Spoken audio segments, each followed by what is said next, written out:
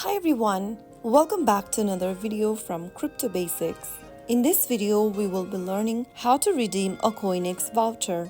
To redeem a CoinEx voucher, first of all open your CoinEx application and make sure that you're logged into your account.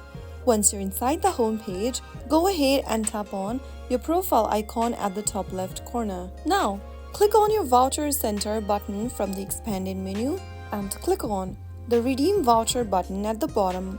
Enter your voucher redemption code in the text box. After you are done, click on Redeem and follow through the instructions. After confirming the code and entering the code, the voucher will be applied to your CoinEx account and you should see the credited amount or benefits right away. That is how you can easily redeem CoinEx voucher in just a few simple steps. I hope the tutorial was helpful to you. If it was, go ahead and give us a thumbs up. Don't forget to subscribe to our channel by hitting the subscribe button. Press the bell icon so that you'll never miss out on another update from us. I will be back again in the next episode. Thank you for watching.